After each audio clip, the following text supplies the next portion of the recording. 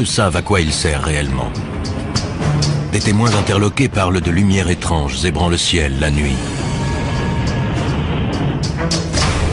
De bruits effrayants produits par des engins supersoniques. Et même de rencontres avec des formes de vie inconnues sur Terre. Le gouvernement américain nie jusqu'à l'existence de cet endroit retranché du monde. Mais une équipe de spécialistes est bien décidée à découvrir la vérité. Que dissimule-t-on dans cet endroit? Qui protège-t-on? Et jusqu'où le gouvernement est-il prêt à aller pour garder le secret de la zone 51?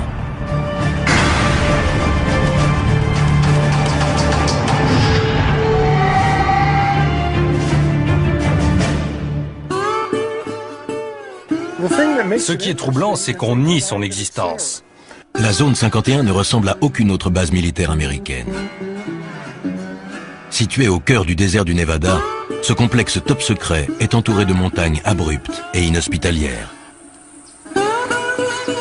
Il est protégé par un système de sécurité infranchissable qui le soustrait au regard des curieux, mais aussi, comme le reprochent certains, au contrôle de l'État. Des avions très étranges ayant été vus dans le ciel, certains pensent qu'on pourrait y procéder à des essais sur la propulsion antigravitationnelle, un système révolutionnaire relevant autrefois de la science-fiction. Chuck Clark est sans doute le plus grand spécialiste mondial de la zone 51. Astronome de profession et passionné d'aviation, il a toujours été fasciné par cette base destinée, au dire de l'armée américaine, à de simples essais aéronautiques. Au cœur du désert du Nevada, la petite ville de Rachel est la localité la plus proche de la base secrète appelée Zone 51. Elle surfe allègrement sur la publicité que lui apportent les rumeurs d'OVNI, mais beaucoup pensent que l'État encourage ceux qui propagent ces histoires d'extraterrestres pour mieux discréditer les observateurs plus sérieux.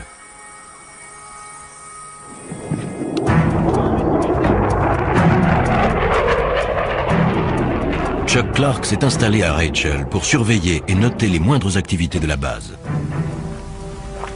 Aujourd'hui, il retrouve l'équipe d'experts qu'il a réunie pour tenter pendant 24 heures et en utilisant tous les moyens légaux possibles de mener l'enquête la plus complète jamais réalisée sur la véritable nature de cette base mythique.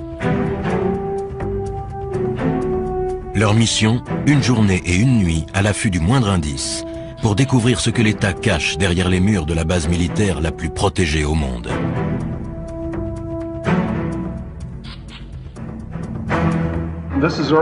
Voici la zone 51. C'est une image satellite de la base. Ça donne une vue d'ensemble. Chacun des hommes présents apporte des connaissances et un savoir-faire unique. Guy Norris a été primé pour ses reportages sur l'aviation militaire. Toute sa vie, il a étudié les bases et les avions classés top secret.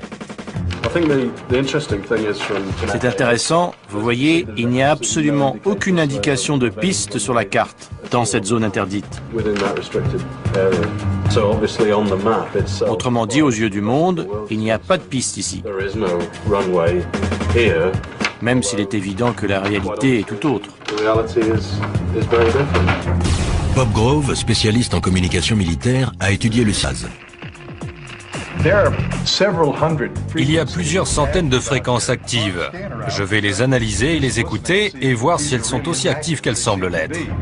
Mike Johnson, détective privé, a déjà travaillé sur l'affaire. Les mesures de sécurité ne se limitent pas au fait d'avoir situé la base dans ce désert au fin fond de nulle part. Il sait que dans toute base militaire sous haute surveillance, les gardes sont fortement armés. Ici, ils sont prêts à faire feu sur les individus pénétrant sans autorisation. Pour pouvoir mieux observer le fonctionnement de la base, le groupe se sépare en deux équipes. La première s'occupera de la surveillance électronique. Mike et Bob vont faire le tour de la base pour étudier de plus près son système de sécurité. Ils observeront les personnes qui les surveilleront et avec leur scanner radio, iront espionner la base par-delà les barbelés et les guérites des gardes. Deuxième équipe, surveillance visuelle. Chuck guidera Guy au sommet du mont Tikabou, le seul site offrant une vue sur la base que l'armée n'a pas investie. Chuck va pointer son télescope astronomique non sur les étoiles, mais sur la zone 51. Chuck est déjà allé là-haut des dizaines de fois pour photographier le site et ses opérations.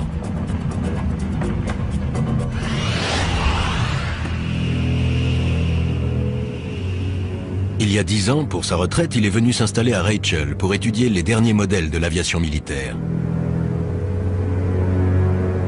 Ses observations l'ont amené à constater que derrière les murs de la zone 51, la base règle et un commandement bien particulier, à l'abri des regards indiscrets et au-dessus des lois.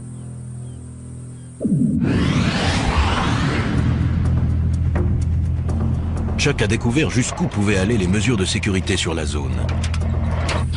Un jour, alors qu'il marchait dans le désert, il est tombé sur ce qu'il croyait être les débris d'un avion.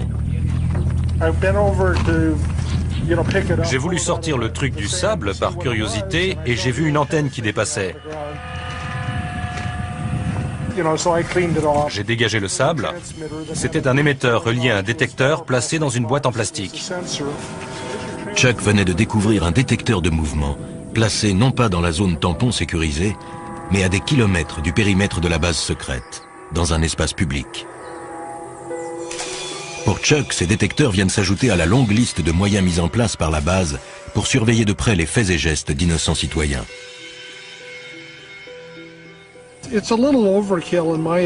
C'est exagéré.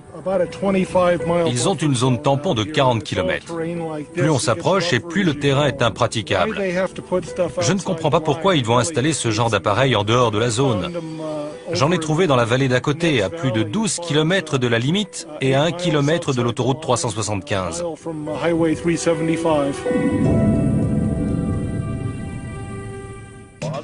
Bien décidé à dénoncer les agissements de l'armée, Chuck fait appel à un célèbre journaliste d'investigation, George Knapp. On a mis une demi-heure pour trouver le premier détecteur, 5 minutes pour le second. Voici l'émetteur. Et un peu plus loin, il y a le temporisateur. Il porte l'indication « Propriété de l'État américain ».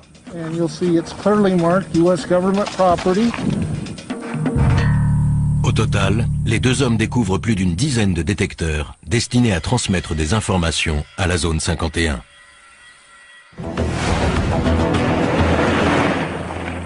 Chuck Clark, astronome à la retraite qui connaît le désert comme sa poche, surveille de près la zone 51. Au moment de la diffusion de ce reportage, Chuck, lui, est déjà allé plus loin. Il a découvert un moyen de franchir les barbelés et de pénétrer à l'intérieur de la base sans se faire arrêter.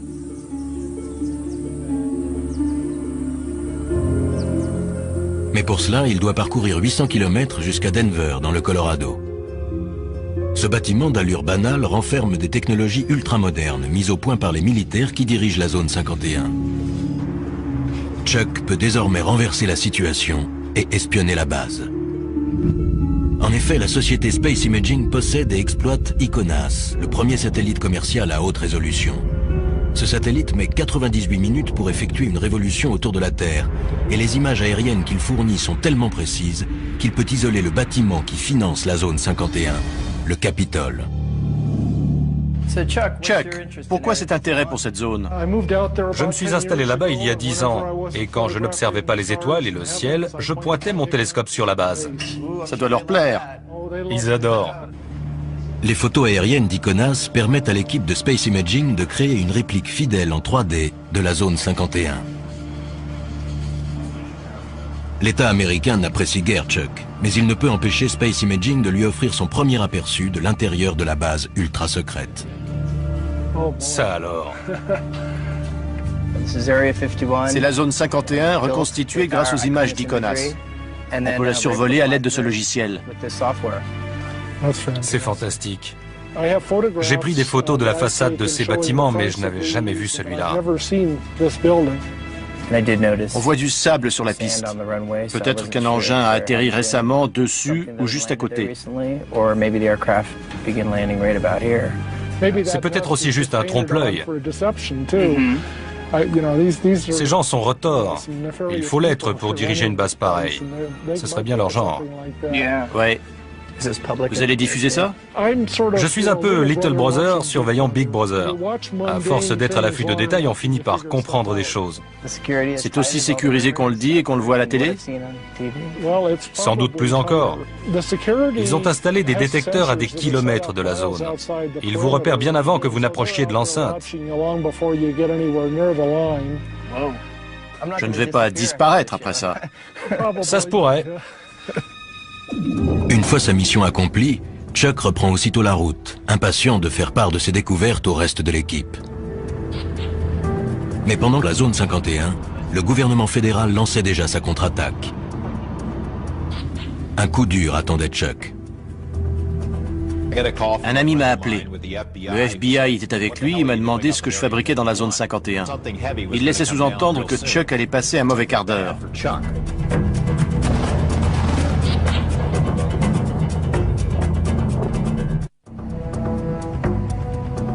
Perdue dans le désert du Nevada, la zone 51 est un site d'essai militaire secret. Elle est à l'abri des regards indiscrets grâce à une zone tampon de 40 km, des montagnes et un environnement inhospitalier. Deux équipes d'enquêteurs ont décidé d'épier et de noter les moindres mouvements et les moindres bruits. Si tout se passe comme prévu et si les gardes de la base les laissent tranquilles, les deux équipes se retrouveront 24 heures plus tard. Chuck Clark et Guy Norris vont s'installer au sommet d'une montagne munis d'un télescope et d'un appareil photo. On est au milieu de nulle part. On est à 35 km dans l'arrière-pays. Le plus dur les attend encore. Ils ont devant eux 2 bonnes heures de marche pour gravir le mont Tikabou. Ça fait combien de haut? Un peu moins de 2500 mètres. On est à 2100 ici. Là, on est vraiment tout seul, non? Ça, c'est sûr. On sera dans le beau drap si on se casse une jambe. Chuck Clark va au-devant de graves ennuis. George Knapp ayant révélé qu'il avait découvert des détecteurs de mouvement cachés hors du périmètre légal de la zone 51, le FBI a décidé de lui donner une leçon.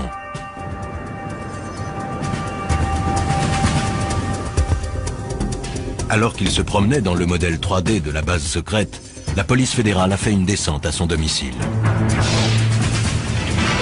Le FBI a confirmé qu'une perquisition avait eu lieu hier soir au domicile d'un observateur militaire dans la petite ville de Rachel, à proximité de la mystérieuse base militaire appelée Zone 51. Un reportage exclusif. La perquisition a été menée par une unité d'intervention antiterroriste. Le mandat est sous scellé et le FBI refuse de dire ce qui a été saisi au domicile de l'intéressé. Je passais par là en voiture et j'ai remarqué qu'il y avait des types devant la maison de Chuck. Bill Whiffen habite non loin de là. Il savait que Chuck était absent. Pensant tout d'abord qu'il s'agissait d'un cambriolage, il a saisi son appareil et a pris des photos. Les hommes et les femmes que l'on voit ici sont des membres de l'unité antiterroriste. Il y avait une dizaine de voitures et plus d'une dizaine de personnes. J'ai reconnu les insignes et le sigle FBI sur leur veste. Je les ai photographiés. Ils remplissaient des cartons et ils ont emporté un disque dur. Chuck arrive chez lui sans se douter de ce qu'il attend. Voyons voir. Tiens, c'est bizarre. Chuck a perdu le fruit de son travail, mais il se sent aussi traqué dans son intimité et menacé. Le mandat et la liste du matériel confisqué ont été laissés sur la table de sa salle à manger. C'est juste un mandat de perquisition. Ils ont laissé une carte. Et l'inventaire, je suppose. Voyons ça. Mandat de perquisition de la Cour américaine. Unité antiterroriste du Nevada. Rien que ça. Chaque recoin de la maison a été soigneusement fouillé. Ils ont pris un tas de trucs. Des scanners, des radios. Ils ont embarqué 6 disquettes, 15 CD, des photos de la zone 51, des négatifs, 2 albums de photos et l'écran. Ça, je ne vois pas pourquoi. Qu'est-ce qu'ils espèrent tirer d'un écran? Ah, le téléphone. Les nouvelles vont vite. Des voisins et des amis appellent. Allô? Apparemment, le FBI est passé chez moi en mon absence. Non, je n'ai pas encore disparu. C'est pour ce soir. Ce que je fais ne leur plaît pas, mais ce n'est pas illégal. Ils n'ont pas dû apprécier qu'on raconte qu'ils ont placé des détecteurs sur l'espace public. Leur message était clair. Arrêtez.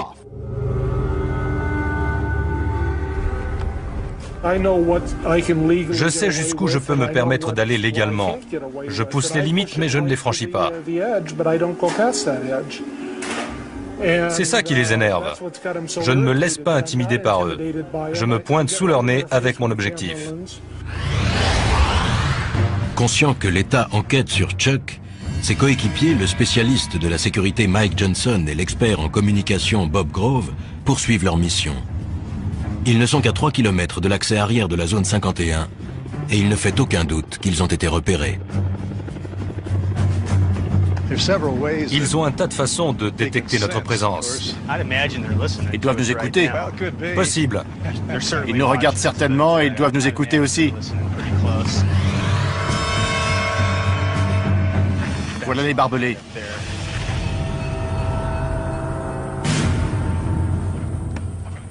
Les deux hommes décident de longer les barbelés sans quitter des yeux le bâtiment des gardes. Voyons ce qu'on va trouver. Il y a des détecteurs sur la clôture là-bas. La boîte blanche. C'est bien possible. Allons voir ça de plus près. Ils sont visiblement sous surveillance. J'irai pas plus loin. Oui, allons voir s'il y a quelque chose de l'autre côté de la route. À environ 100 mètres de distance, ils voient pour la première fois les forces de sécurité privées engagées pour protéger la zone 51. Sur la base, on les appelle les camos, à cause de leur tenue de camouflage beige. Bob et Mike aimeraient s'approcher, mais ils savent qu'un pas de trop compromettrait leur mission. Ce n'est pas le moment de prendre des risques. Je tiens pas à aller en prison. Mike et Bob opèrent un repli stratégique.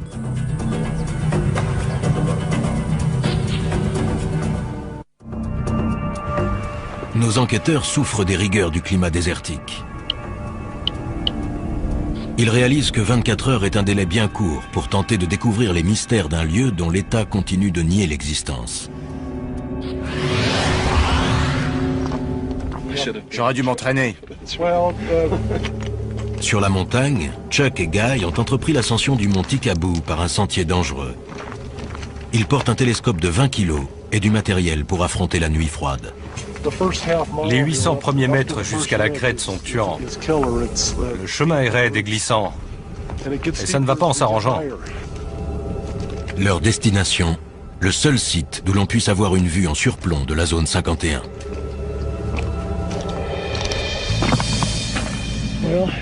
Nous voici au sommet. C'est vraiment spectaculaire.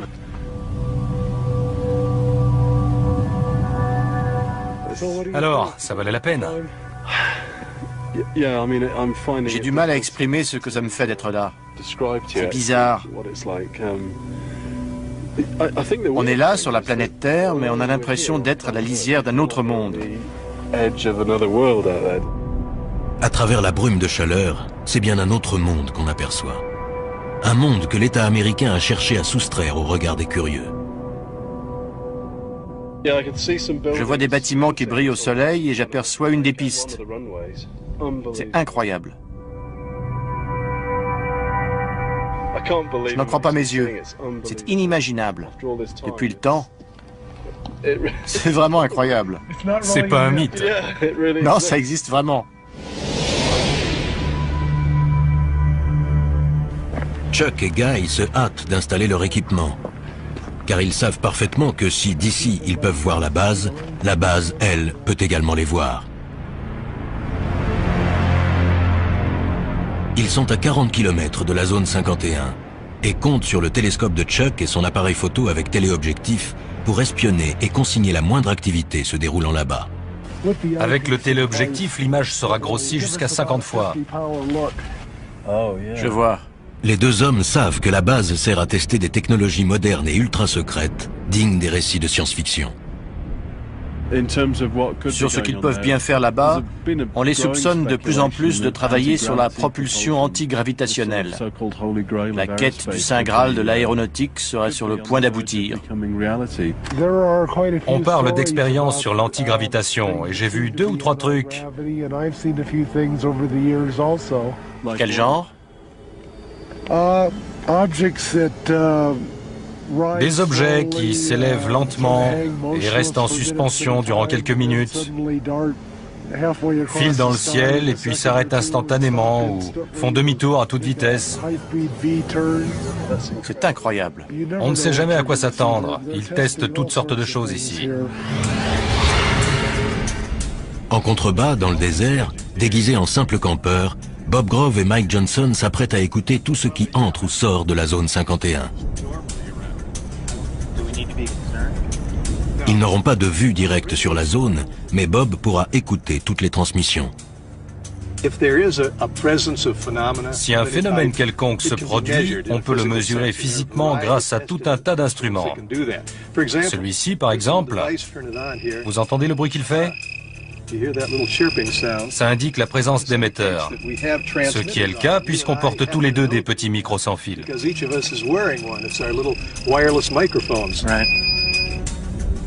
Une fois leurs instruments réglés, Bob et Mike se préparent à une longue nuit d'écoute.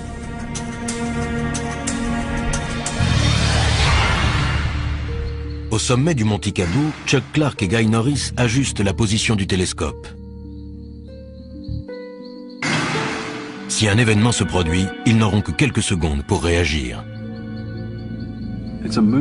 C'est une nuit sans lune. On a plus de chances qu'il se passe quelque chose, non? Ça augmente les possibilités. Ils ne prendront pas le risque de faire des essais au clair de lune. Moins la lune est visible et plus on a de chances qu'ils en fassent.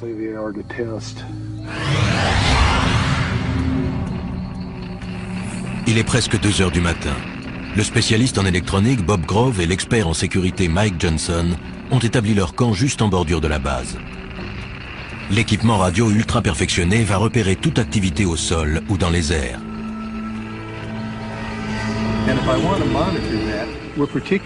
Ce qui nous intéresse particulièrement, ce sont les signaux émis dans cette gamme de fréquences, car c'est celle du gouvernement fédéral, de 160 à 170 MHz.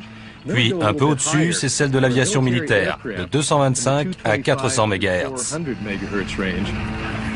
Ils entendent tous les sons émis dans la zone 51.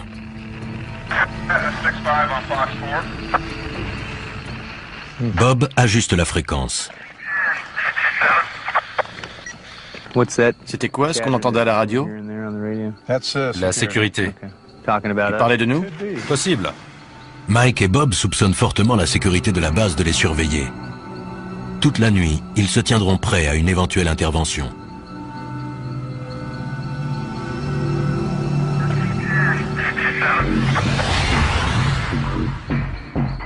De leur côté, Chuck et Guy voient des lumières s'allumer. La base semble en activité, même à 3 heures du matin. Depuis que je me suis installé ici, la base s'est énormément agrandie. Elle a dû doubler de taille rien que ces 10 dernières années. Au sommet de la montagne, comme en contrebas dans le désert, règne un étrange silence. Mais soudain, le léger grésillement continu de la radio est interrompu. Bob fait son possible pour stabiliser la fréquence. Il y a un certain nombre de fréquences militaires air-sol actives. Il doit y avoir quelque chose dans le ciel. Et il y a aussi des fréquences de contrôle au sol. Le quelque chose en question se dirige à toute vitesse vers Guy et Chuck. Il y a un point très brillant dans le ciel, juste au-dessus de nous. Vous avez vu ça? C'est fou. Il est toujours là. Il se dirige vers le nord, on dirait. Incroyable. C'était extrêmement lumineux et juste au-dessus du site. C'est peut-être un aéronef éclairé par une lumière directionnelle puissante. Guy espère que l'engin va repasser pour que Chuck puisse le photographier. Mais le ciel redevient soudainement silencieux au-dessus du site. La piste est replongée dans l'obscurité. 5h30 du matin. Le jour se lève. Chuck et Guy jettent un dernier coup d'œil sur la base avant que la brume de chaleur n'obscurcisse l'image. On voit la tour de contrôle à gauche de la colline un peu plus haute, au centre. Elle dépasse de 5 ou 6 mètres. Oui, je vois. On dirait que les véhicules sont sur le côté gauche du nouveau taxiway.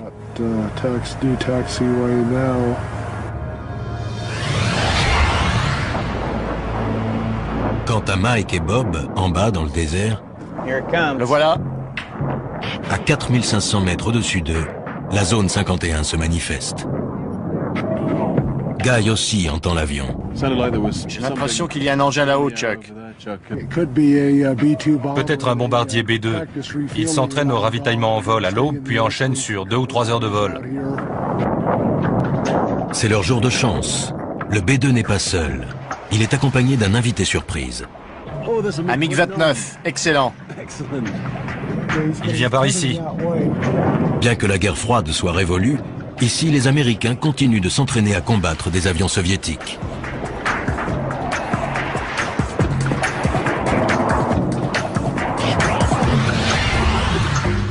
En contrebas, dans la vallée, Mike et Bob sont persuadés que la sécurité de la base les a épiés toute la nuit. Avant de retrouver Chuck et Guy, il leur reste un dernier endroit à visiter. Si j'ai bien suivi les explications de Chuck, l'entrée principale est à une petite quinzaine de kilomètres, en direction de la colline. Alors qu'il s'approche de l'entrée principale, Mike aperçoit une chose surprenante dans son rétroviseur. Un véhicule arrive derrière eux à toute allure.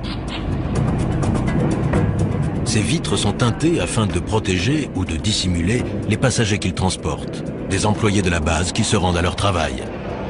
La vache! Le car ne ralentit même pas. Il devait rouler à plus de 70 km à l'heure. Plus peut-être même. Il était pressé. Ouais. Pour préparer cette mission de 24 heures, Mike Johnson a passé des semaines dans des planques très inhabituelles. Son but, dénicher un employé qui, pour la première fois, accepte de parler de la vie sur la base.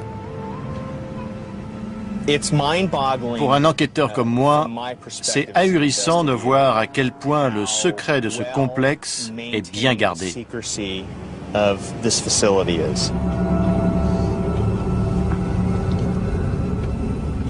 Première énigme à élucider, combien de personnes travaillent sur ce site perdu dans le désert et comment s'y rendent-elles? La zone 51 est située à 230 km au nord de Las Vegas. Depuis des années, on raconte que 5 jours par semaine, une mystérieuse compagnie aérienne transporte des centaines d'employés depuis un aéroport situé près de Las Vegas jusqu'à la base secrète.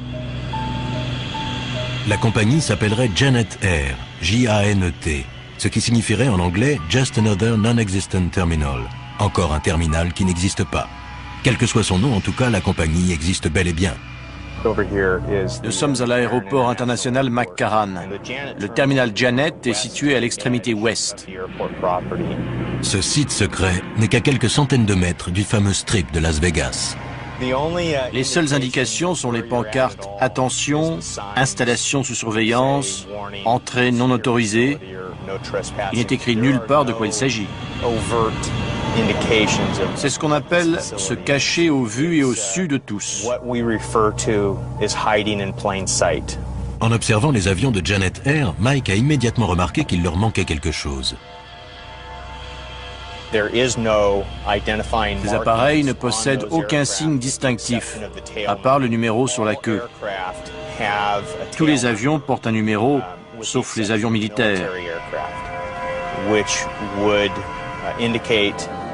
J'en déduis donc que ces engins appartiennent à une compagnie privée. Grâce à ses talents d'enquêteur, Mike a retrouvé le propriétaire de cette flotte, la société EG&G, un très gros fournisseur de l'État. Un vol Janet vient d'embarquer. L'avion s'est mis en position sur le tarmac et ne devrait pas tarder à décoller. En général, ces avions-là n'attendent pas très longtemps. Ils se présentent sur la piste et décollent en moins de 2.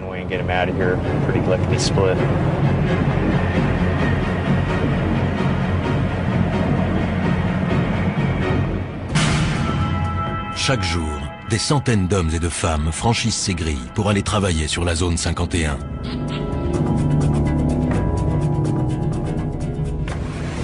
Une voiture s'approche. Le garde va sortir et le conducteur va présenter une pièce d'identité. Le garde se demande ce que je fais là. On s'observe mutuellement. Mike a beau être sur la voie publique, il a toutes les raisons de s'inquiéter. Le garde n'a pas quitté sa voiture des yeux. C'est clair qu'il m'a repéré. Il sait que je suis là. Ce pourrait être pour Mike l'occasion de tester le cité. Mais il sait qu'il risque de compromettre la mission ou de finir en prison.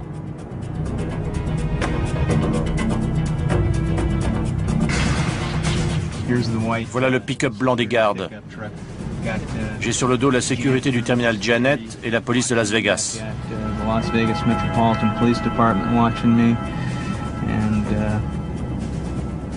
Ça m'étonnerait fort qu'aucun type en civil ou en uniforme ne vienne me demander mes papiers. L'étau se resserre non seulement au sol, mais aussi dans les airs. Il y a un hélicoptère au-dessus de nous. Mike préfère battre en retraite. Il reviendra pour poursuivre son enquête lorsque les choses se seront calmées. Les 24 heures sont presque écoulées, mais Mike et Bob touchent au but. Je vois des panneaux orange à flanc de colline, là. D'après Chuck, ils marquent la limite. Il y a des équipements de surveillance là-haut, et la limite est juste là. Oui, on y est. Moi, j'irai pas plus loin. Ce modeste tronçon de route est l'un des lieux les plus surveillés de la planète.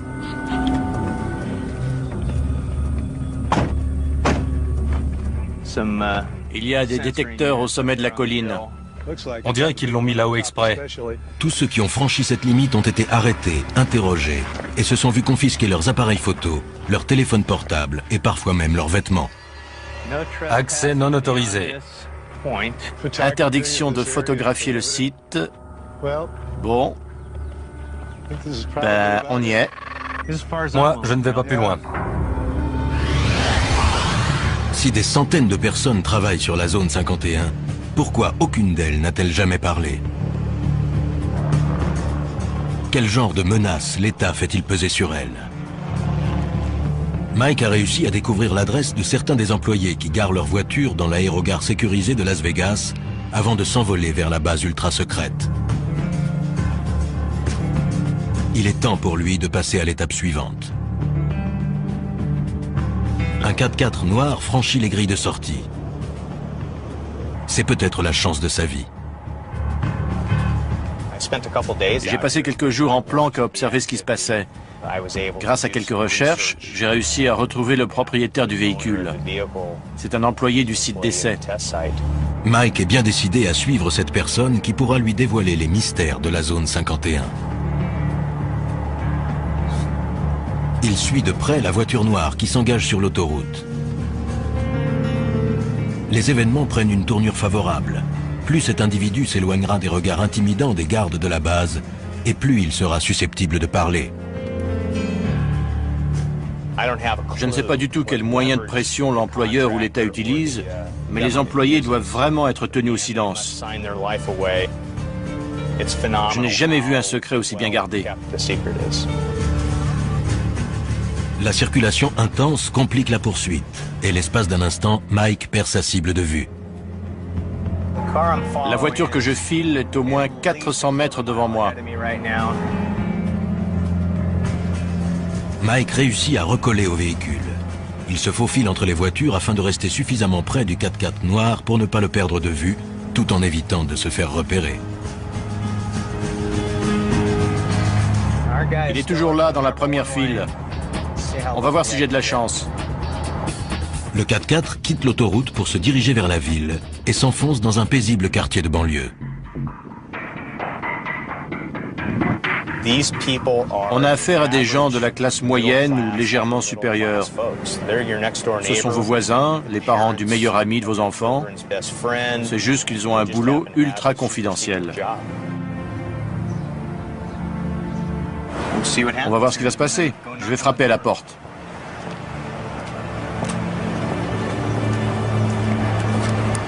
Les réponses aux questions de Mike se trouvent-elles derrière cette porte?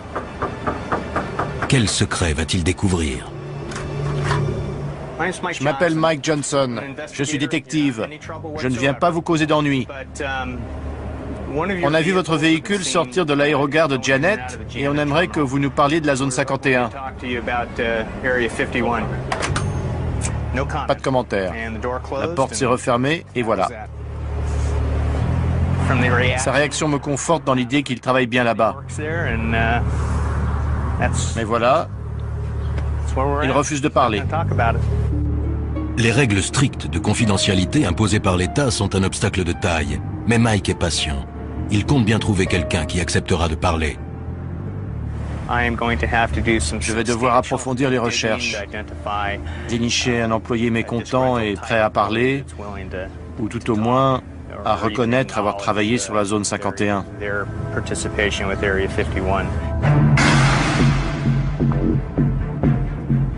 De retour à Las Vegas, Mike Johnson semble bien parti pour trouver un employé de la zone 51.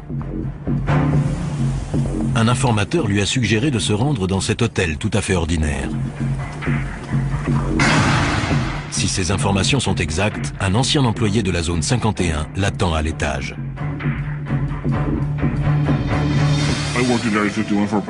J'ai travaillé sur la zone 51 pendant environ 14 ans, des années 1980 au début des années 90.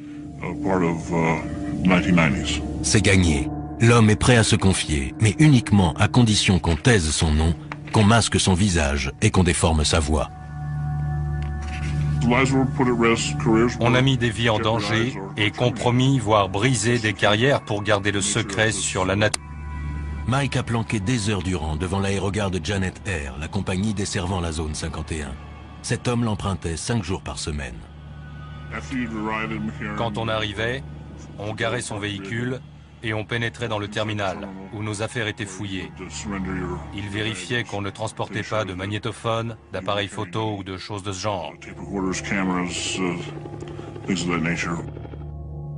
Monsieur X confirme la précision du modèle 3D de la base reconstituée d'après photosatellite. Oui, c'est tout à fait ça. Il explique qu'à l'intérieur de la base, la peur est omniprésente. Les mesures de sécurité à l'égard du personnel sont bien plus strictes que ce qu'on peut voir à l'extérieur. Quand vous appeliez chez vous, il fallait faire très attention à ce que vous disiez à votre femme ou à vos enfants par rapport à où vous étiez, quand vous alliez rentrer et par quel moyen de transport.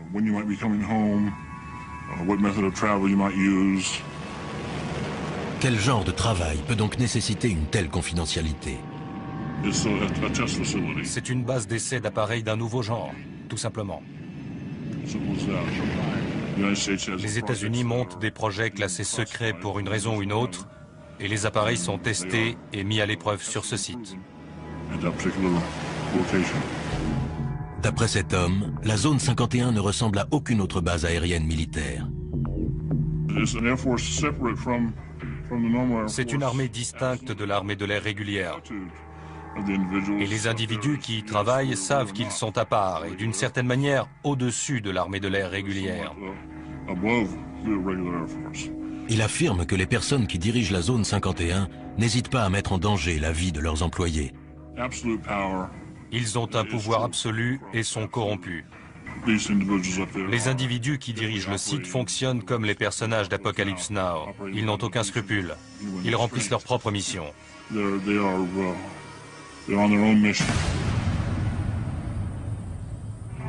Il ajoute que quiconque critique les procédés est rapidement évincé. Je connaissais un employé qui a exprimé ses inquiétudes concernant le personnel, qu'on exposait à des produits chimiques toxiques, à des déchets dangereux. On lui a répondu que le projet avait pris du retard et qu'il fallait le boucler au plus vite, et que le personnel ne serait pas informé. Quand il a critiqué ça, il a été renvoyé. Il a dû quitter la base.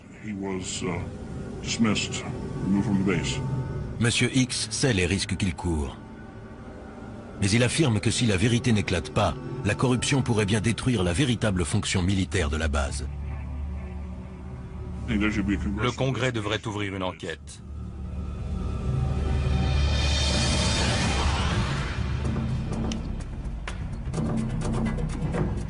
Sur le terrain, affamés et épuisés, Chuck et Guy vont devoir à présent affronter une descente raide et délicate. Ils ne seront sûrs d'avoir échappé à la sécurité qu'une fois arrivés sains et saufs au lieu de rendez-vous avec le reste de l'équipe.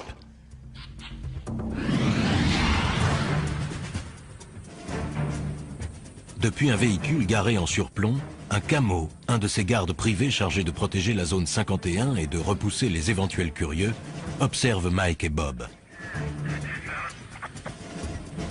Et voilà, là, il prend son pied. Il y a un mec là-bas qui nous regarde et nous écoute en ce moment même. Il doit rigoler en m'entendant parler de lui.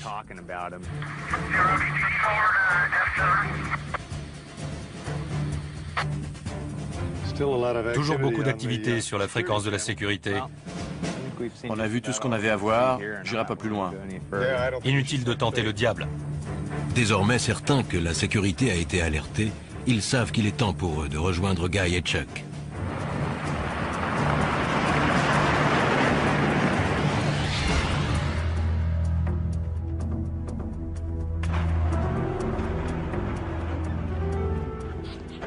Salut. Vous êtes aussi fatigués que nous? Pire.